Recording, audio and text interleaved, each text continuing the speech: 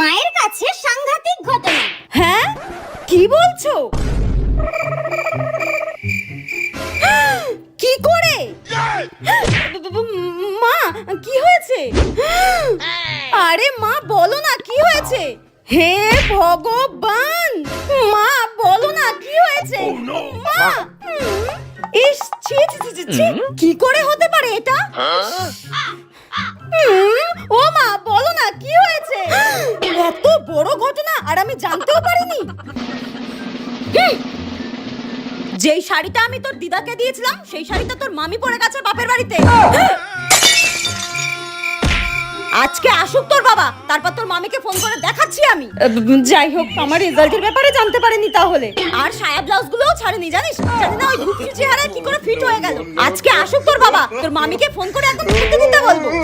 হে ভগবান, আর একটু হলেই কিডনিতে হার্ট অ্যাটাক হয়ে যেত।